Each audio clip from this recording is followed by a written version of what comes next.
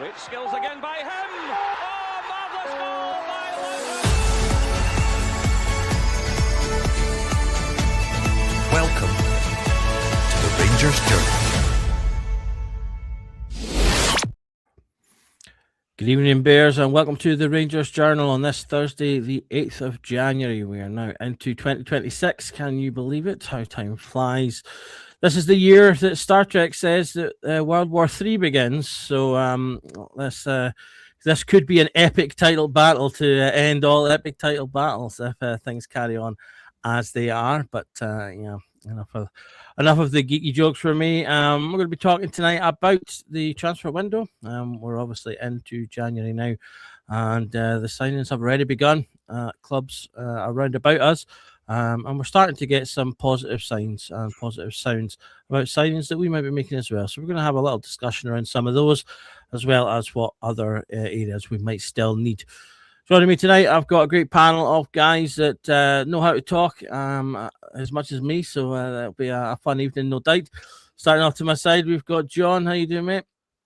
I'm good, thanks. Yeah, transfer windows open, that time of year where you get to go full rage at not signing somebody you knew nothing about 24 hours beforehand. Absolutely. My favourite time of year, the transfer windows.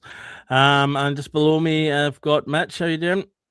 All the better for seeing you boys and everybody obviously joining us this evening. And to my diagonal, I've got Billy. How are you getting on, Billy? Good, keeping the sci-fi theme going in the multiverse where Rangers are 3 points ahead of Celtic, but somehow behind Hearts in a season where they've had 4 management teams and we've had 2. I've got a nosebleed because we're in a title race. Absolutely. I think had anyone said to us mid-20 or 3 quarters of the way through 2025 that come 2026 we would be in the position we are now, we would have bitten their hands off after the start we had, but we are somehow there. And the title race is very much alive. We're currently sitting second in the table, 3 points behind Hearts, albeit with our rivals above and below us with a game to play. But yeah, we find ourselves in the possibility of a title race, and that means that this January is hugely important. Many people, including a number of guys in the journal, believe that the title winners could well be the side that have the best January transfer window. And as I said before, our rivals have both brought in, I think, at least 2 signings each, if I'm not mistaken. Hearts certainly have got at least 2.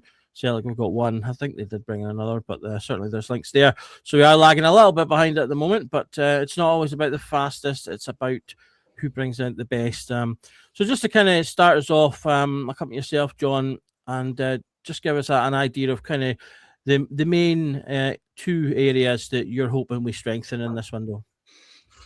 Well, I think one of the links we've got, somebody we're close to signing, is 1. That's left back. I think that to me has been a really key position.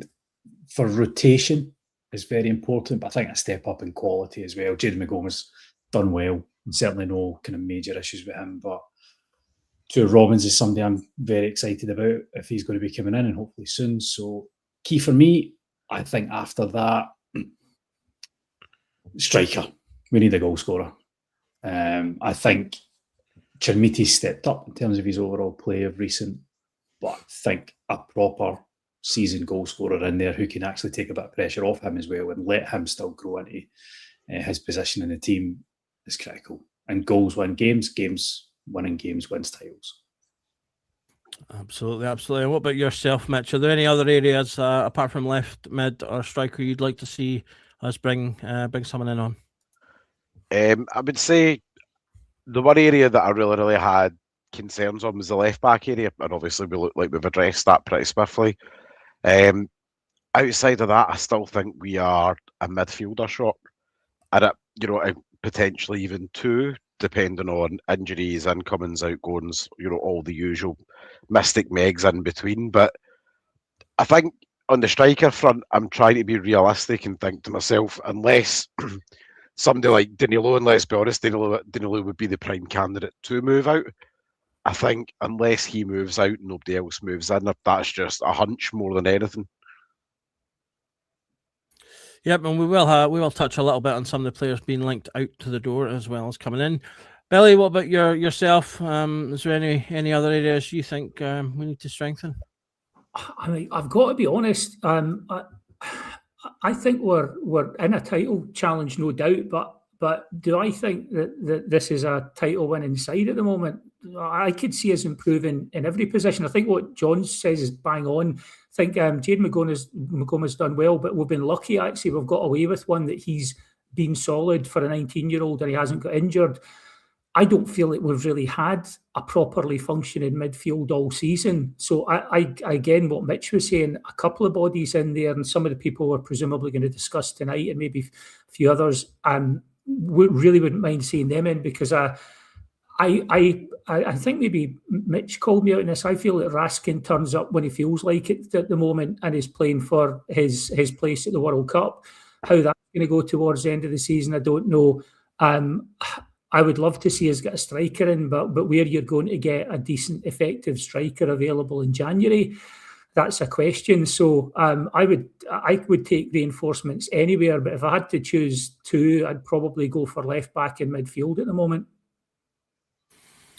Yes, I think kind of shows there, as you touched on, there are certainly improvements we can make all over the park, and so I think it will come down to where Roll thinks the most effective input can be had.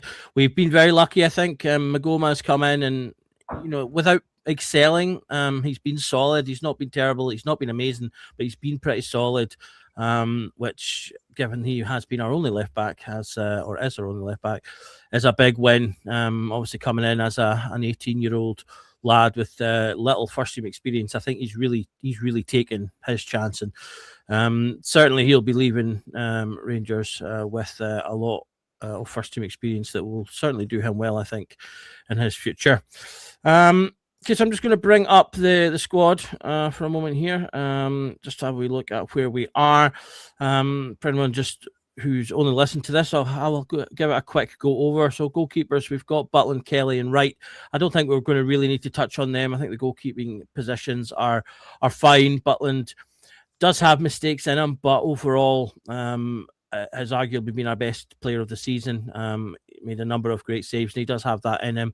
Kelly, obviously a Rangers fan, very decent deputy, as he showed last year when he came in. And then you've got Wright, who's sort of following up. And there's also a couple of decent youngsters behind there as well.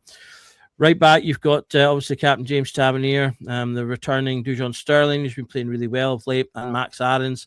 I actually think we're okay in that area. It's three players that all offer different things. Aarons hasn't been the best loan signing, but I think he's evened out a little bit under Roll, so that's a positive. For those who are watching, you'll see there are a couple of colours in these names. The red names are the ones that are linked to be possibly going out, and the orange names are players linked to be coming in. The obvious areas, obviously, we've touched on left back, where we only have Magoma. We're also technically very light on right wing. Antman is the only player that, when you look at sort of other classic websites, is the one that's actually marked as being a natural right winger. All of our other players are marked as being left wingers, although, as we well know, a number of them can play both sides. So Gassama and Moore and Curtis have both featured on both wings. So there is an element of balance, I believe, to that. But strictly speaking, if you were to go with their kind of natural positions, we're heavier on the left than we are the right.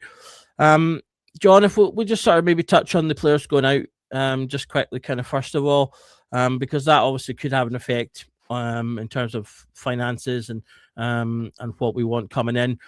I think the two players that are easy and obvious outs, in fact, let's just include all three, actually. Three that are very obvious and easy outs that are not really going to impact are Dowell, Rothwell and Cortez. Cortez obviously spent the first half of the season out on loan and has done nothing. He's apparently close to moving to Argentina for a loan with an option, which is a positive.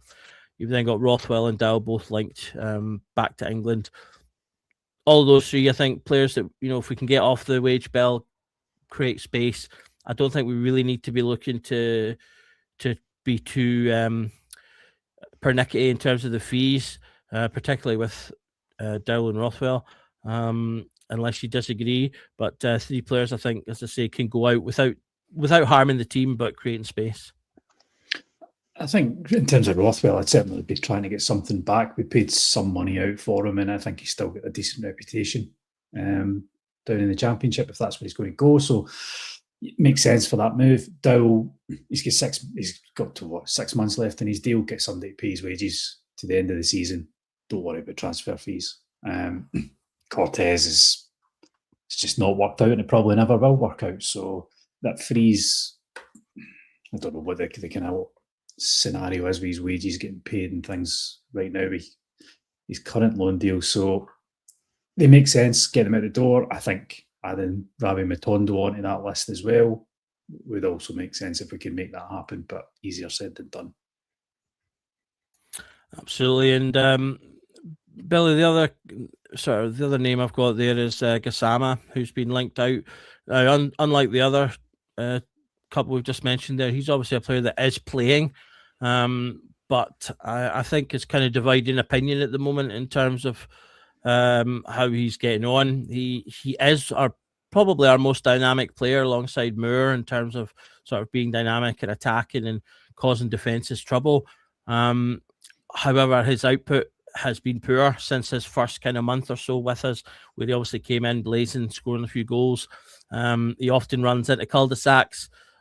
His decision-making is a little bit questionable as well, but there's been interest there from Villarreal. Apparently Club Brugge as well are interested. And there is a few million potentially there that obviously could be reinvested. What's your thoughts on Gassama? Is he one that you'd like to see leave, or would you like to see him stay, or is it just down to if the right money is there? Personally, I'd like to see him stay for the rest of this season anyway. I don't think it's the right... We've got enough in the way of things that aren't right in the squad that we need to address. I think taking a guy out of the squad who's shown that he carries a threat, he's got a goal in him, and hopefully with the kind of coaching that Danny Rule seems to be imparting to the other players, he can improve. I think it'd be a big risk to take him out and then hope that you're going to bring someone in if we can find someone who is the same price, cheaper, but better. I know there's a lot of people like Finlay Curtis, and I know he brings goals to the team, but again, he's another player a wee bit like Bailey Rice. He comes into the team and he's tidy, and I don't really see much beyond the odd goal that makes me think, this guy's going to have a future in a Rangers first 11. So whether or not you might want to sell Gassama in the summer, if there was a good bid and if we've got a slightly more cohesive plan for what we're doing going forward, maybe. But I'd be loath to let someone go who is effective, because you only need Mikey Moore. Apparently he's got a wee bit of a muscle issue that may or may not keep him out of the weekend. Immediately we start to look quite light there, because like you say, we've got Antman is the main option in the right wing. Theoretically, you've got Matondo, who'll maybe turn up for 3 games this season and then get injured again. Curtis isn't really doing it, and Cortez is like, I have to say, Mitch, I think your prediction that he's going to bring us in 12 million at the end of this season is looking long odds at the moment. So I just think Gassama's he's someone we can get something out of. I think Rule can get a bit more out of him, and if there's a time to sell him, I'd say the summer. But he's not a guy I'd be keen to let go in January, to be honest. Yeah, I think that's fair. As I say, definitely splits opinion as to what we should do with him right now. So we'll see how that pans out. Just before I come to yourself, Mitch, Paul's put in here, remember Cifuentes. I did remember. The reason I didn't include Cifuentes is simply because he's out on loan, and as far as I'm aware, his loan lasts until June. And unlike Cortez, I don't believe there's anything about him coming back like nowish, whereas Cortez, obviously, there's an active thing there. So that was the only reason I've not included Cifuentes, because he's out and about right now. So he'll presumably get sorted in the summer, as I believe Toronto do have an option for him. So we'll see how that pans out. So not forgotten, just not included. Mitch, come to you. Billy mentioned Curtis. And Finlay Curtis and Lyle Cameron have both had limited minutes thus far. I've not included them in the kind linked out, even though there has been discussion, just because there's not been any concrete links that I'm aware of thus far. But obviously, they are two players that aren't getting minutes at the moment. They are younger, both a bit smaller as well, which, as we'll get on to, I think one of the things we're looking to do is bulk up the team and make them stronger. And so, would you like to see them, one or both of them, potentially going out on loan to maybe build that strength and develop themselves a bit more, while rather than sitting and just not getting to play? I think it's a rock and a hard place. Curtis, I would probably rather be more inclined to see stay with the team, not as a starter, but as a squad player. In the last couple of games, he's picked up 20 minutes here, 30 minutes here. The game time's increasing, maybe not as much as we would like that to happen, but his involvement's getting a bit more. And I think the problem is when it comes to Lyle Cameron's obviously had his injury issues since he signed, and he's had various wee knocks, niggles, all the bits and bobs that come with that. I have no issue letting him go out on loan for 6 months, get him fit, get him sharp, and he can essentially start afresh next month. Yes, next season rather. Yes, it's a kick in the teeth that he's not ready, willing and able right now. But at the same token, given the fact we're in a title race, we can't guarantee him the minutes that he needs to be fit and sharp either. So we're essentially paying him whatever we're paying him to sit on the bench, and that's not good for him as a young player who needs match day experience, needs to be in and out of squads. And it's no good for us either, because he's not getting the opportunity to get into form to contribute. So I think it makes sense to let him go. But the reason why I'm suggesting keeping Curtis is simply because you look at the wing options that we've got. Rabi can't be trusted to stay fit for longer than a half. You look at Mikey Moore isn't ours. Gassama cannot play on the right wing, and I don't care the fact that he's played in the right wing. The eye test tells us that on the right wing, Gassama struggles because he constantly wants to chop back in, and he's a bit too predictable on the right wing. For a game or two, absolutely it's fine. But as a long-term solution, over a 5 or a 6 game period, I wouldn't want to see him out there in that right wing for 5 or 6 games in the trot, because that's when he struggles. So I think for me, I would keep Curtis about. I'd let Cameron go on loan. But there's also the murmurs as well of Enciala going out on loan or potentially moving on properly there as well, which poses another issue at the left centre-back. But I'm sure we'll come on to that anyway. But yeah, I think for me, I'd keep Curtis as a squad player before everybody starts throwing tomatoes in the comments. Keep him as a squad player. He also has the versatility to play in the 10 as well. So I wouldn't be adverse to keeping Finlay Curtis around again as that squad option, and then letting Lyle Cameron pop out on loan for 6 months just to get fit and get healthy again. Yep, I think a lot of good points there. I will back up your Gassama point. All his goals have come from when he started on the left side of the pitch. And I do wonder if he's one of those players that it doesn't help him settle in, the fact that he keeps getting switched about. He only ever plays kind of 2 or 3 games on one side, and then he tends to be deployed on another side, which it's partly down to injuries and things like that, so there's not always something we can do about it. But we'll see how that goes. Touching on obviously some of the players then that we have linked. The first one thought we could touch on is one that appears to be we've got 2 that appear to be literally on the doorstep. One is the centre defensive mid player Chikawani, who currently plays for Sturm Graz. People may be familiar with him. He has played against both ourselves and Celtic in recent years, and in fact got himself a red card for totally halving McGregor. So he'll be an instant favourite to some Rangers fans for that alone. He is a big, strong lad. Looks like, as I say, he'll certainly bring a lot of strength into the midfield. Something that I thought was quite interesting. He's another player that's featured for Nordsjælland, and he has in fact played with both Diomande and Oliver Antman. And in fact, I managed to find a handful of games where all 3 of them have played together. So there could be a nice little overlap there in terms of obviously helping settle in with a couple of people to be familiar with. John, if I come to yourself first, do you know much about him? Is he one of those ones that, like you said earlier, 24 hours ago you never knew, but now you're desperate to get in the door. Or we've had a lot of scouting stuff out of him recently, so you'll hopefully have seen some of the stats. But yeah, what's your thoughts on him? I think not knowing too much about him is being the honest part of that. But looking at the profile of the player, looks exactly the type of player that we are needing. Somebody who has a physical stature, who's good on the ball, looks to get the ball forward a bit quicker, but can put himself about as well. And I think we are missing somebody like that. I think the points the guys were making earlier about needing a midfielder is bang on. And saying we could replace almost everybody in this team. Somebody in the middle of the park who can set the tempo. I don't know if anybody else still feels this, but we're far too slow. Seen it again the other night. And I think Raskin playing too deep is a major problem in that, as opposed to getting him further forward. So if we can look at Tchouameni about coming in, sitting a bit more in that number 6 and helping to dictate the pace, which some of the numbers seem to say that he could do that, I think that'd be a great signing and something we really need.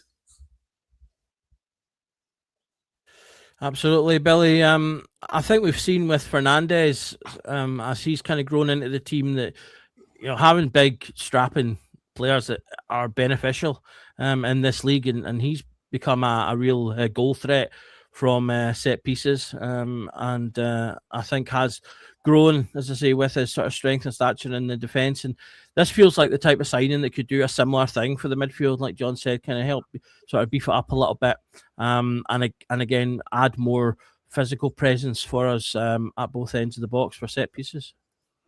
Yeah, absolutely. I've just had the feeling all season when I've been watching this Rangers team that our midfield is constantly trying to compensate for deficiencies or hide the areas of the pitch that we can't control. You think about classic Rangers teams, like from way back right up to Gerrard's team, we tended to control the whole pitch. And it's almost like we're trying to find, little hacks to work around the shortcuts in midfield. I would love to see a box-to-box midfielder. I think we've been crying out from the start of the season for someone who, like John says, can actually somehow control the tempo to a certain extent, because I don't feel like we have that just now. I feel like a lot of the time we're kind of quite reactive, and Raskin can be proactive, but he's quite good in a reactive sense. Barron's running about putting fires out. I would love to see that big physical presence, because again, we've sort of drifted into being quite a small side the last couple of years. And I know that sort of like the size of your team isn't the definitive thing, but it really does tend to make a difference in the modern game. Set pieces, you're seeing it with Fernandes. You put the ball into the right area, and someone running to attack the ball his size is and should have an advantage over the defenders. So I would love to see. I mean, it's a bit of a theme. I don't know if it's Stig Inge Bjornaby's got a set of criteria from Danny Rule and the sort of the board, even in terms of what they want to bring in, but the ages are all pretty similar. A couple of them are in the 6'3", 6'5" territory. I think two of Romans is a wee bit under 6 foot, but most of them are big units. They're young, they're healthy, they're going to be able to cover the ground. I'd love to see someone of this profile. I'd be lying if I said I'd seen much of Chukwueze, but he sounds like exactly what we could be doing, with big, energetic, and filling in some of the gaps and actually driving us forward. Because a lot of the time, I look at that side at the moment, it doesn't look like a title-winning midfield. It looks like if Celtic get their act together, then they'll pose us some problems, and Hearts already have. So, yeah, would love to see someone of that profile in the midfield. Yeah, and Mitch, speaking of profiles, I feel like there's a lot of overlap with the main strengths of Chukwueze and Connor Barron. Although they're very different in terms of build and certainly of stature, I'll be interested to see if he signs, if he's a player that will play alongside Barron potentially, or if he's someone that could potentially replace Barron, depending on obviously how he does. Now, Barron obviously right now is arguably the first name on the team sheet with the performances he's been putting in. That there could be role for both, however. In terms of I think Chukwueze has the potential to excel maybe more in European games. But what's your kind of thoughts on, as I say, the possible overlap in their core skill sets? So there is there's a world in which the Chucky's actually been moulded into a 6 over at Sturm Graz as opposed to being an out-and-out natural 6. He's also quite happy playing as the 8, playing a wee bit further up. I think there's a way that they two can quite naturally complement each other, where you let Connor Barron go and put out the bin fires in the middle of the midfield, and you let Chucky go and do the hard yards up the pitch. He's a very good runner with the ball at his feet. He's pretty tidy. He goes about his business well, and at 6 foot nosebleed, it's going to take one of those big Vikings coming across there from Scandinavia to come and get him. I think that's the world in which I see that he can add that physicality that Connor Barron doesn't quite have.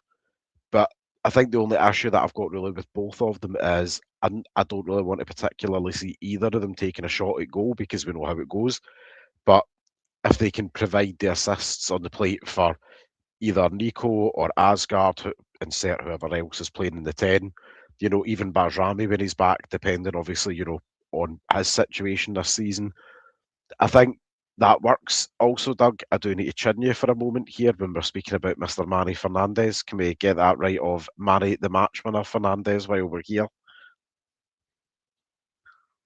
Has he won as any matches? He has single-handedly. Look at him, beautiful unit. I quite like this Big Shug here saying the lad from Sargats has a touch of Morris Edu about him. I like that as a comparison. I was a big fan of Morris Edu. I thought he was a great player, and then famous goal against Celtic as well. Something that will always help keep you remembered among the Rangers faithful. But yeah, I thought he was a really tidy player, Morris Edu, and if he can come in and give us similar to what Morris did, then I'll be quite happy with that. The other player that's reportedly kind of on the doorstep practically is Tur Romans, who is a Belgian left back, 22 years old.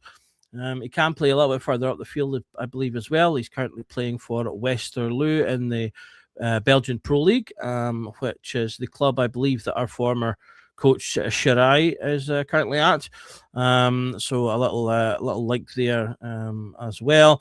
Solid player, came through Genks Academy before making his breakthrough at Westerlo, and he's been a sort of a regular starter there. Again, he's a strong tackling. He's got good stats amongst his duels. He's meant to be fairly decent in the air, and rarely find himself getting bookings or sending offs. Decent ball progression. And just sort of sounds like an all-round solid defender. Again, another reasonably tall player as well. And it's again left-footed for that left side. John, you mentioned left back is an area that you wanted to see strengthened, so you're happy to see us straight in with a link to a player for that position? Yeah, and delighted with the player that we've been linked with as well. I first heard about Tur Romans last summer. He was in an article done by Scouted, and they were going through fullbacks in the top 5 leagues, and there was certain metrics he came out top. And it was looking at overlapping and underlapping runs from fullbacks getting forward, and his numbers were through the roof. And it was really good. That was when he first came to me, and I just looked into him a little bit since then. So that was a really nice link when he came out, because he can defend as well as get forward. He's got a really good engine from what I've seen of him, what I know of him. And I think we've kind of focused a lot on trying to get experience in, and a lot of people talking about getting experience in, but you can still get younger players.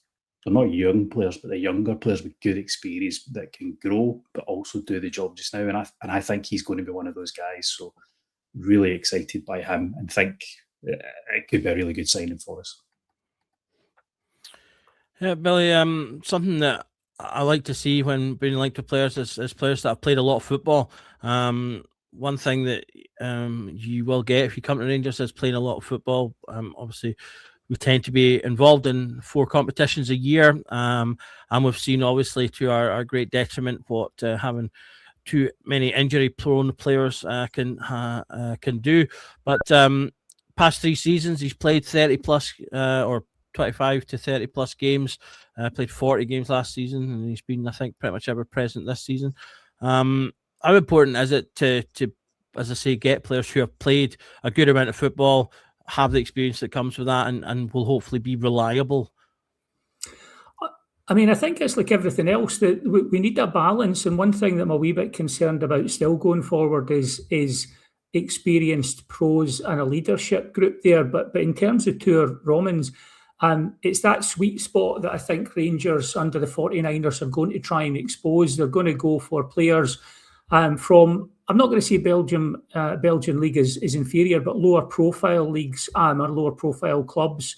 Players in that, if you look at pretty much all of the guys we're looking at, a couple of them actually, it's quite funny. I don't know if it's Tuur Romans and Chukwueze are born within 2 days of each other, according to the wiki pages. So clearly we're looking at players who are in their early 20s but have got matches under their belt, which I think you're right, Doug, is bang on. Guys who are showing that they can take the kicks week in, week out, and we've all seen young players come into a team and look fantastic for 5 games, 10 games, and then the week in, week out grind psychologically and being kicked all over the park in Scotland starts to take effect, and you see a dip, and that can happen with young players. But I think the profile of these guys look like they can do a job for us, look like they can improve with us, and then make us money and hopefully take us up to the next tier, so that next time around we're buying slightly better players who we can improve and sell for even more money. So I'm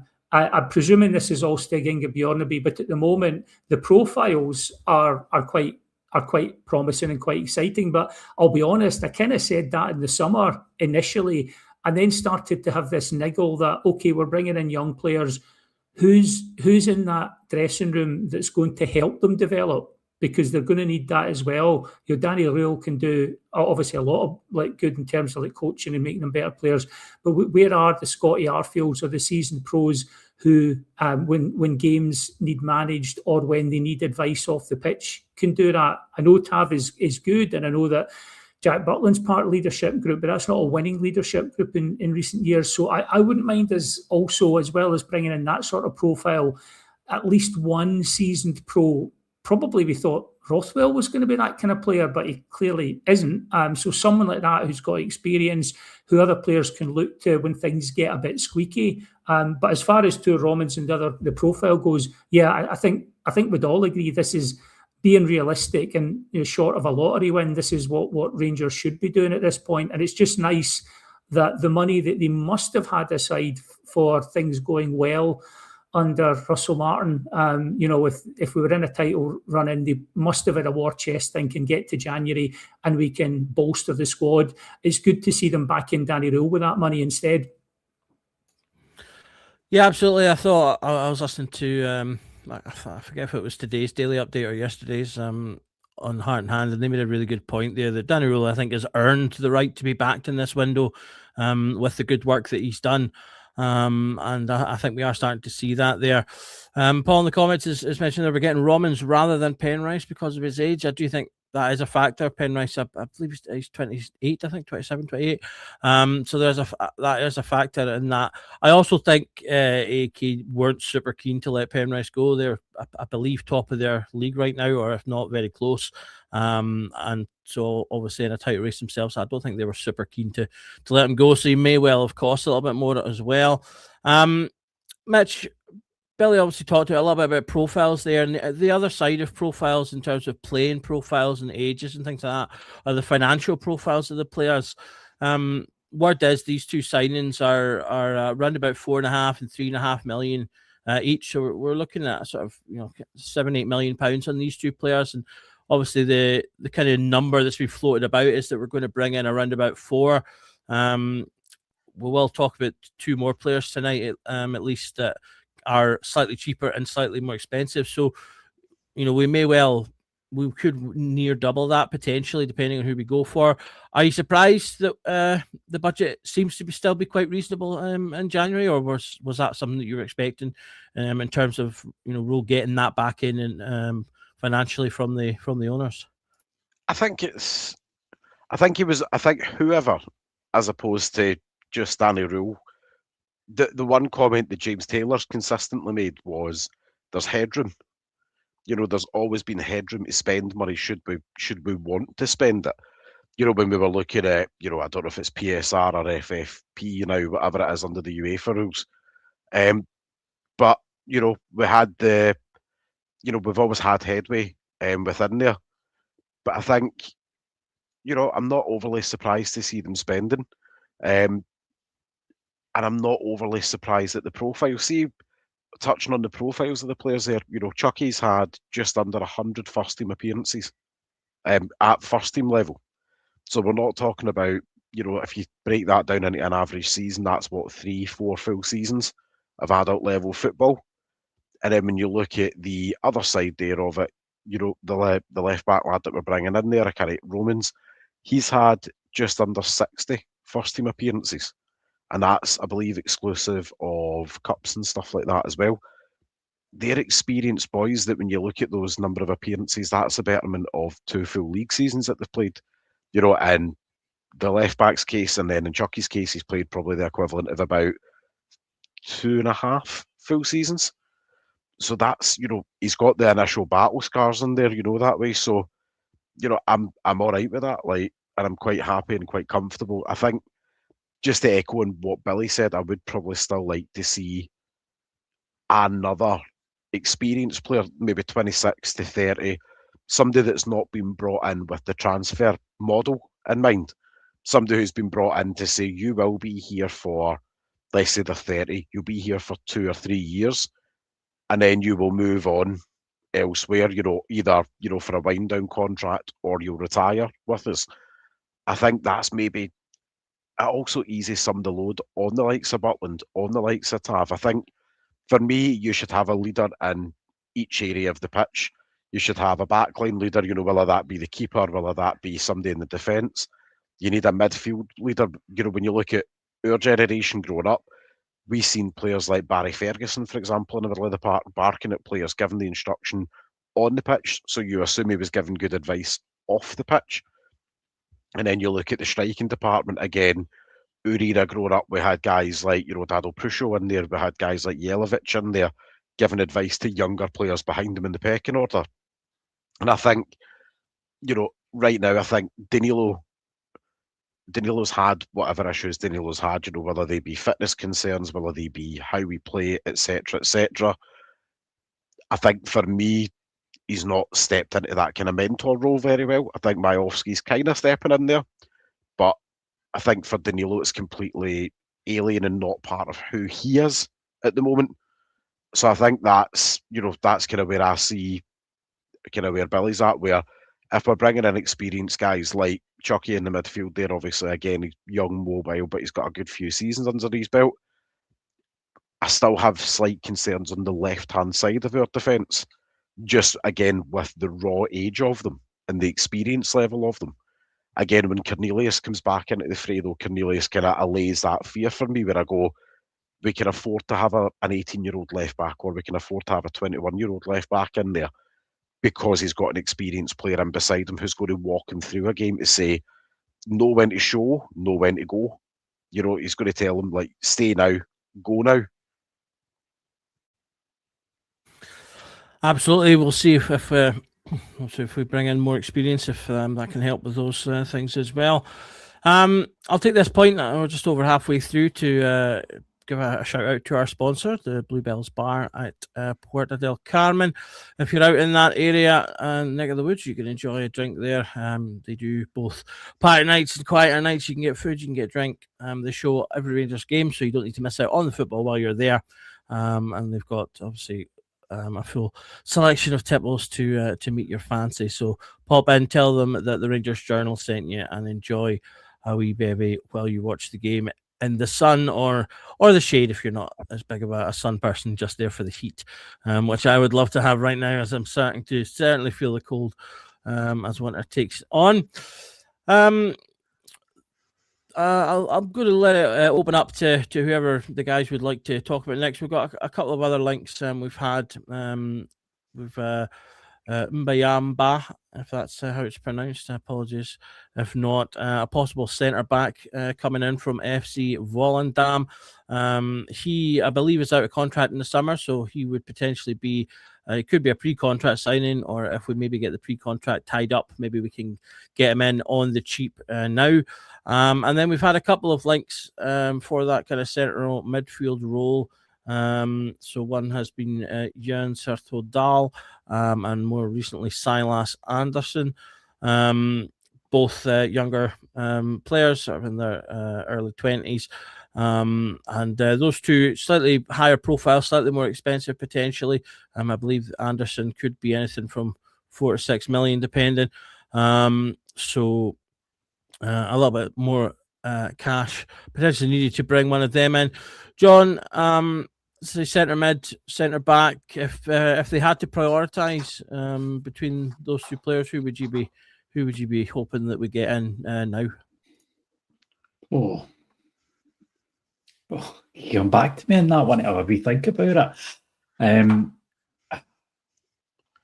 I think if you look at Anderson, who's just come out this week as a link, that was somebody who had played midfield and could cover in at centre back. So perhaps a player who can do a little bit of both. I wonder if the potential Conor Barron injury might change some of the thinking in terms of where we prioritise. We don't know what's happening with Cornelius in terms of when he might be back. I think if you came to us a couple of weeks ago, we'd all said prioritise the centre half. Now, potential injuries, Sterling and Barron, might that flip to midfield or somebody who a bit more of a utility player who could play midfield defence? So I think that might play a part. Billy, are you concerned at all that we haven't been linked with any strikers, or certainly not strongly? I'm concerned in the sense that I think we could be doing with that third striker in the Danilo slot, but it is pretty difficult to get a quality striker who's available and wants to come to Scotland in January. Danilo's not really affected now physically and for a variety of reasons. I still think Miovski was coming onto a game and can do that, so he could be the guy we alternate or even dovetail occasionally with Chermiti. I would like to see us get another striker in, but that's possibly the trickiest. Like that end of the pitch, it's always difficult to get a striker. And I'm not going to go back over the Dessers thing, but Thelwell letting 63 goals go out of the team and bringing in 3 based on the previous season is the kind of dereliction of duty that rightly got him the hoy, especially when you consider that Lawrence Shankland was sitting waiting in a free as well, which, like it or not, if we still had Dessers or we'd brought in Shankland, Hearts would have been weaker, we'd have been stronger, and I think there's every chance we could be sitting, all things being equal, at the top of the table. So I'm concerned, but I've got to be honest, it's the one I'm least optimistic about us getting an effective replacement for Danilo in, just because you're bringing it. It's going to have to be someone better than the front two we've got. Well, they presumably would be playing, or someone who's going to be a third choice who's going to want to do that. The one thing, sorry, just to kind of slightly go back a wee bit, when we've been talking about sort of leadership groups and players that could help in midfield and in defence. And I think in terms of like bang for buck would be someone we could get, and even for 1 or 2 years. We've talked about this guy before, but Gogic at St Mirren, I think just I know that probably isn't like a super sexy signing, but Nacho Novo cost about 400 grand, and there's an argument that he's per pound the most influential player in the club's history, given the goals he scored. So I would think while we're doing all these sort of like cool, interesting overseas pieces of work, I would like us to be looking at the Scottish market for easy wins that might be there, because like Gogic just seems like the kind of guy who would love being a club like Rangers for the last 2 or 3 years of his career, and I think he's the kind of guy that he's got utility, he can go in midfield or central defence, and also other players would look to when things were squeaky. So sorry to kind of throw that, but I know that's going a bit retro, but striker, not optimistic. Gogic, yeah, definitely. Absolutely, we do have we have had some Scottish links. The main one I think has been Elliot Watt at Motherwell. I think there's a bit split opinion on him as to whether he would come straight into the team or if he's going to be another kind of Barron / Cameron type, but there has been a little bit of a link there. But Mitch, I'll come to you on the guy you said you were excited about, Xavier Mbayamba. Do you want to tell us a little bit about him and why you're keen to see him in blue? I really like him. Big physical presence at the back. The only thing that's prevented his career kicking on really before now was he'd picked up a mild heart condition that get flagged up a couple of maybe 18 months ago, roughly. Not summer there, but summer prior. Don't know the ins and outs of it. Obviously, we are not doctors. We'll never proclaim to be. But he's went on to whatever that issue is. He's clearly put that beside him, and he's obviously kicked back on. His big physical, powerful presence. He's been, and again, people in the comments will be shouting, he's been linked to being the next kind of Virgil van Dijk in terms of how he controls and commands his area. He's aggressive in the tackle without being reckless in the tackle. He's physically athletic. I would say he is everything that you would want a polished Manny Fernandez to be, with just being a little bit shorter, like by about 3 inches or something, but that's not exactly hard. But he's just a big, physical, athletic, and he's still, I think he's about 22, 23 now. He's still fairly young for a centre-back, at least, if we can get over here even for 18 months, 2.5 years, somewhere in that kind of region, there's a lot of upside, I think, potentially, obviously, from a top 5 league, within the next 3-year window from him. And again, the only reason that he's somebody that's on our radar right now was just due to what happened physically. 18 months ago or so. Thank you very much, Paul, in the comments there for keeping me right there. Memory's not as good as it used to be there. Must be getting old. But I think, but I also think as well, he's got that character about him. We talk about having the character, the DNA in you to play for the shirt and play for a club like Rangers. When you have a player who is 24 and has at one point been told your thoughts and dreams of your career going into one of the top leagues in the world, when you're told that at the age of kind of 21, 22, that it might not happen because of a heart defect, but to bounce back and then get yourself on the pedestal, to get yourself moving back up the rungs of football again, I think that speaks volumes to the guy's character and tells you everything, about somebody who's going to seize the opportunity to be in a shirt like this. Sounds good to me. So I think we definitely benefit from another decent centre back. So that all sounds good to me. Halanda99, you're the winner of tonight's comment of the evening. Purely for paying attention to my headgear. So well done there. As much as I'd love to see that'll be an interesting one. There's been quite the debate erupting in the comments based on a question. So I'm going to finish off the night by posing this to everybody, which was originally from Andrew, which was what would be your go-to drink in Lanzarote. So for me, during the day, it'd be Fanta Lemon. I love Fanta Lemon. I don't know why. I discovered it in Spain originally, and it became my go-to drink during the day. And then in the evening, there's nothing better than just a nice, cool, crisp pint of lager in the sun, as far as I'm concerned. But I am going to finish off by putting that question to everybody. So, John, what is your go-to tipple if you were visiting Bluebells in Puerto del Carmen? Oh, I'd definitely be looking for a single malt whiskey. Can't go wrong there. Billy, yourself?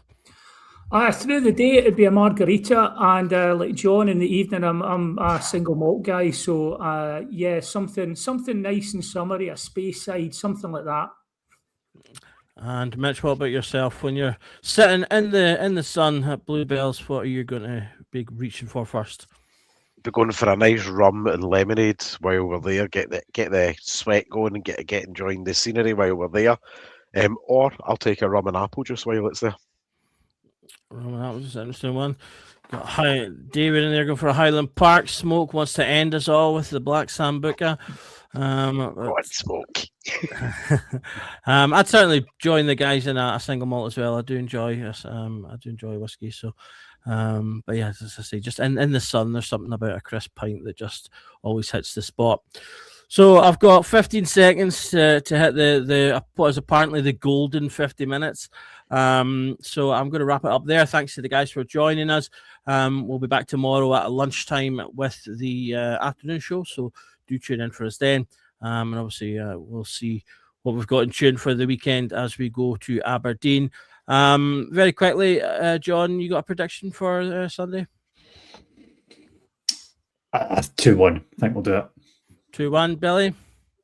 I'll be honest, the injuries and the fact we're playing them so close together has got me concerned, because teams don't often get to work out the kinks in real time, and they're getting a second shot at us. I'd take any kind of single goal victory, so I'll go with John's 2-1. 2-1, and Mitch? 4-0 to us. Charmiti for the double. Blind faith and optimism. That's what I'm running on. Good stuff. I'm going to say 3-0. I think I think it'll be a more difficult game, but I think we'll get the victory. Aberdeen are pretty poor at the moment, so hopefully that will continue things as we go. So thanks everyone for tuning in. So if you haven't already, please hit the subscribe button and like the video. If you really want to go the extra mile, you can become a member for 99 pence a month as well. But we're just glad to have you here and watching. We're, as I say, back tomorrow at 12 o'clock, so do tune in for that. I just remember that every night is a Rangers Journal night. Cheers.